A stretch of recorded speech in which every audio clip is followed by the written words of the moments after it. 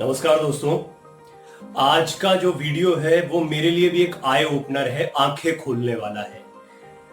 आमतौर पर जैसे ही आपने इस चीज को पढ़ा कि क्या हवन से कोरोना वायरस खत्म हो सकता है, शंखनाद से, तो हम तुरंत विश्वास, अंधविश्वास और लोग जिस तरह की बातें करते हैं उसमें चले जाते हैं। हम कभी इसके शोध के हिस्से को देखते ही नहीं है कि कभी क्या इस पर कोई काम हुआ है। आज मेरी आंखें फटी रह गईं जब मैंने ये देखा कि इस पर जमकर काम हुआ है और सिर्फ देश में नहीं, दुनिया के वैज्ञानिकों ने यह तथ्य निकाला है कि कितना महत्वपूर्ण है। आज मैं आपके सामने कई घटनाएं रखने जा रहा हूं। 1984 ये मेरा विटनेस किया हुआ है। मेरा आधा परिवार भोपाल में था, मैं इंदौर में था हालांकि उस वक्त, और भोपाल गैस त्रासदी हुई। कैसे एक परिवार और उसके आसपास का इलाका मिथाइल आइसोसाइनाइड MIC जैसी खतरनाक गैस से बच गया, और वो अग्निहोत्र की वजह से बचा। और इसके बारे में तमाम खबरें आपको मिल जाएंगी। ये मेरे लिए नई खबर थी, लेकिन उस समय के लोगों को ये पता थी, लेकिन ये खबर दबा दी गई उसके बाद। और उस समय पर जर्मनी से, रशिया से वैज्ञानिकों ने आकर यहां पर शोध किया। उस शोध का क्या हुआ किसी को कुछ नहीं पता, कोई उसके बारे में बात नहीं करना चाहता। उस पर मैं आऊंगा। आज जो बात करने जा रहा हूं उसका श्रेय देता हूं डॉक्टर जयश्री सारनाथन जी को, जिनका आर्टिकल पढ़ने के बाद मुझे एक ही जगह पे, हालांकि पहले ये घटना, मुझे 1984 वाली घटना ने बड़ी दिलचस्पी पैदा की कि क्या ऐसा भी कुछ हुआ था भोपाल गैस त्रासदी के दौरान कि हवन करने वाले एक परिवार में किसी की जान नहीं गई थी और बाकी आसपास का पूरा इलाका खत्म हो गया था। ये सत्य साबित हुआ। कई जगह खबर पड़ी इसकी। तो फिर डॉक्टर जयश्री सारनाथन का एक आर्टिकल मिला जिसमें उन्होंने शोधपूर्ण तरीके से ऐसे कई रिसर्च पेपर रखे हैं जिसकी लिंक मैं आपको यहां पर दे रहा हूं। मैं रिसर्च गेट पर कई रिसर्च पेपर पब्लिश हुए, उनमें से कुछ की लिंक मैंने आपके साथ में शेयर की है। वैज्ञानिक तथ्यों के आधार पर फर्ग्यूसन कॉलेज के छात्रों ने कैसे 2014 में इसके ऊपर शोध किया था, और वर्तमान कोरोना वायरस के दौर में ये कितना महत्वपूर्ण है, इस पर भी किस तरीके से वर्तमान में कई वैज्ञानिकों ने यह शोध किया है कि आप अगर उसको बात करेंगे तो सराउंडिंग स्टराइल, यानी कि आसपास कैसे स्टरलाइज कर रहे हैं आप, सैनिटाइज करते हैं। तो हम किस तरीके से देखते हैं कि एक दवाई ली और उसको पंप कर दिया, तो आप क्या कर रहे हैं? आप एयर को सैनिटाइज कर रहे हैं, आप जगहों को सैनिटाइज कर रहे हैं। क्यों? क्योंकि जहां पर बैक्टीरिया वायरस होगा वो खत्म हो जाए। तो वो खत्म कैसे होता है? तो कभी क्या इस पर सोचा है आपने कि हवन जब होता है उसका जो धुआं निकलता है वो किस तरह से वातावरण में क्या रिएक्शन करता है? क्या वो भी बैक्टीरिया वायरस को खत्म करता है? इस पर शोध हुए हैं और बकायदा इनका नाम है सज्जन का, जिन्होंने बेहतरीन शोध किया था, राहुल रविंद्रन नायर, RR नायर।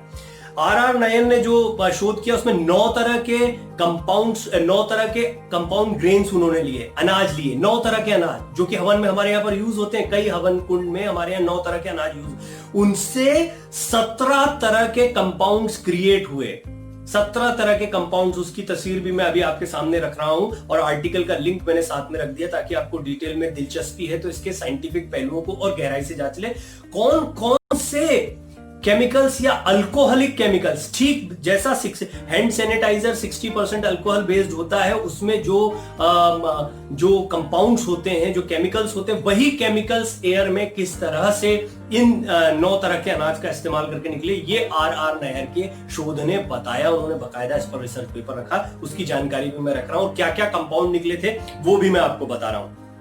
इसके अलावा 12 घंटे के गैप पर करना चाहिए क्योंकि उसके बाद में उसका प्रभाव खत्म होने लगता है, इस पर भी रिसर्च हुआ। इसके अलावा सबसे महत्वपूर्ण बात यह कि सनलाइट के साथ में रिएक्शन करके ये और ज्यादा मजबूत होते हैं, या 30 मिनट्स तक इनका बड़ा जबरदस्त प्रभाव रहता है, यानी उतनी देर तक ये स्टरलाइज करते हैं, सैनिटाइज करते हैं। एक तरीके से कितना साइंटिफिक है, इस पर कितना काम हुआ है। और डॉक्टर अल्रिच बर्ग जो कि जर्मनी के साइंटिस्ट हैं, उन्होंने भी होम के ऊपर काफी सारे रिसर्च किए और उनका मानना है कि पैथोजेनिक बैक्टीरिया को, इसका नाम है मेडिसिनल स्मोक ट्रीटमेंट। जी, मेडिसिनल स्मोक ट्रीटमेंट, यानी ऐसा धुआं जो मेडिसिनल है, इसको ट्रीट किया जाता। इस तरह के स्मोक के बारे में साइंटिफिक रिसर्च चल रही है, लेकिन जब हमारे यहां पर ये स्मोक हवन के जरिए आता है तो हम इसको पूजा पाठ, कर्म कांड, अंधविश्वास, तमाम चीजों में जोड़ देते हैं। हमें ये पता ही नहीं कि काऊ डंग से, यानी गाय के गोबर को लीपने से कई तरह के पॉइजनस चीजें खत्म हो जाती हैं। ये भी साइंटिफिक रिसर्च में प्रूव हो चुका है। इसका लिंक भी मैं आपको साथ में दे रहा हूं। न्यूक्लियर टॉक्सिन्स होते हैं, ये पॉइजन रेजिस्टिंग होता है, इसमें प्रॉपर्टीज पॉइजन रेजिस्टिंग होती है। लीपना, छिड़कना और इसका धुआं, ये तीनों ही चीजें बैक्टीरिया वायरस को हवा में खत्म करती हैं या जमीन पर खत्म करती हैं। और कोरोना वायरस के इस दौर में हमने और सीखा क्या है?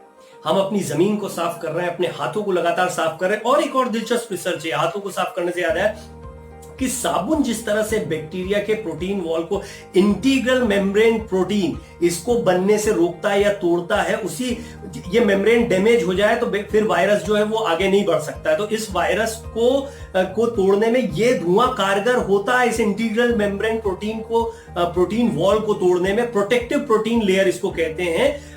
और फर्ग्यूसन कॉलेज पुणे के गिरीश पताड़े और प्रणय अभंग ने ये बहुत महत्वपूर्ण शोध किया था। इनका जो शोध है, इनका जो रिसर्च पेपर है, वो भी रिसर्च गेट पर पब्लिश है, ऑफिशियल वेबसाइट है। उसका लिंक भी मैं आपको कमेंट में साथ में दे रहा हूं। उन्होंने भी बताया था, गिरीश ने और प्रणय ने, उनके रिसर्च पेपर में लिखा हुआ है कि किस तरह से होम हवन का धुआं कितना महत्वपूर्ण होता है। ये वैज्ञानिक शोधों की मैं बात कर रहा हूं। इस तरह के कई शोध हमारे यहाँ पर होते रहे। अब बड़ा सवाल ये है कि हमारे सामने आते क्यों नहीं है, इनको दबाया क्यों जाता है, इन पर काम होगा। मैंने सुश्रुत वाले वीडियो में आपको बताया था, आपने नहीं देखा है तो आप पता नहीं आप में से कितने लोगों की दिलचस्पी रहती है अपने देश के गौरवशाली इतिहास को, अपनी जड़ों को जानने की। लेकिन जिन्होंने देखा होगा उन्हें पता है कि किस तरह प्लास्टिक सर्जरी सबसे पहले हमारे यहाँ पर हुई थी, लेकिन ब्रिटेन ने फर्स्ट नोज वर्क के नाम से उसको चुरा लिया और मेंशन है वहां पर, फिर भी हम स्वीकार नहीं करते हैं। हमारे यहाँ तो अभी आयुर्वेद पे ही लड़ाई चल रही है। छोड़ दीजिए, आज की दवाएं जो सिद्ध हैं, जो फायदा देती हैं, उन्हीं पर लड़ाई लड़ रहे हैं। तो जिनके बारे में हमने शोध किया ही नहीं है, उनकी तो हालत क्या होगी वो ईश्वर ही जाने। लेकिन हाँ, जैसा मैंने कहा, ईश्वर जाने, बहुत ज्यादा समय नहीं हुआ है जबकि हम स्वतंत्र हुए। पहले मुगलों की गुलामी, फिर अंग्रेजों की गुलामी, उसके बाद में अपनों की गुलामी जो सत्ता के सुख में लगे रहे हैं और अभी भी राजनीतिक स्वार्थों में कई लोग लगे हुए हैं। तो हम जैसे जैसे धीरे धीरे जो हमारे राज थे, विक्रमादित्य के बारे में भी किसी दिन मैं आपको बताऊंगा, या पुष्यमित्र शुंग के बारे में मैंने बताया, ये रिफॉर्मेशन, या स्वामी विवेकानंद के बारे में हम सब जानते हैं, उन्होंने भी एक अपना छोटा प्रयास किया है हाल के दिनों में, शंकराचार्य। तो कई रिफॉर्म आते रहे हैं। अब बड़े रिफॉर्म की जरूरत है। अब कोई एक बंदा या दो बंदे से काम नहीं चलेगा, छोटे रिफॉर्म से काम नहीं चलेगा। अब बड़े पैमाने पर रिफॉर्म की जरूरत है, जब हम साइंटिफिक रिसर्च को सामने लेकर आए। यानी आध्यात्मिक इंटरेस्ट अच्छा है, लेकिन मैं साइंस का स्टूडेंट हूं और मैं साइंस को थोड़ा समझता भी हूं, और साइकोलॉजी का भी स्टूडेंट हूं तो मैं साइकोलॉजी को भी समझता हूं। और मुझे लगता है कि हम सबको साइंटिफिक अप्रोच रखना पड़ेगा। ईश्वर विश्वासी हैं, सनातन धर्मी हैं, कर्मकांड करते हैं, शंखनाद करते हैं, रोज हवन हमारे यहाँ होता है। और भोपाल गैस त्रासदी में मेरी नानी जो है, उनका अपना अनुभव रहा था। सारे लोग भाग गए थे, वो अपने घर पर रहे, वो पूजा पाठ हवन करती रही, उनको कुछ नहीं हुआ। आश्चर्य है, सब लोग आश्चर्य करते हैं आज भी। और ये कहानियां किससे हमारे सामने नहीं आते, पर उनका अटूट विश्वास है और उनका मानना है कि जहां वो हवन करते हैं वहां पर कोई बैक्टीरिया, वायरस, कोई जहरीली गैस आ नहीं सकती है। बाद में खबरों में प्रूव हुआ, आप खबरें जाके चेक कर लीजिए कि क्या अग्निहोत्र होम से 1984 में भोपाल गैस त्रासदी में पूरा का पूरा परिवार बचा था। वो अखबारों में खबर मिलती है, बकायदा बहुत बड़ी खबर थी। दुनिया भर के वैज्ञानिक आपके देश में आए थे, कई कई दिन का डेरा डाला था, जांच पड़ताल करके गए थे कि हुआ कैसे है, क्या होता है। फिर मेडिसिनल स्मोक, ये जो टर्म निकली है, ये भी यहीं से निकली है, क्योंकि भारत में तो मेडिसिनल स्मोक को आप हवन कुंड के धुएं को जो भी कहते हो, उसकी पवित्रता पर जो भी प्रश्न चिन्ह उठाएं और उसको किस तरह से कर रहे हैं, उसमें कितना अनुशासन का पालन कर रहे हैं। आजकल तो बड़े सस्ते में कुछ ले आए और फॉर्मेलिटी के लिए कर दिया। किस तरह के इंग्रेडिएंट्स यूज होते थे, अनाज का इस्तेमाल क्यों होता था, घी कितना इस्तेमाल होता था, गोबर का कंडा कैसे इस्तेमाल होता था, तांबे के पात्र में क्यों किया जाता था, ये सारी चीजें बहुत ही बैलेंस तरीके से बनाई गई थी, किस जगह पर होना चाहिए।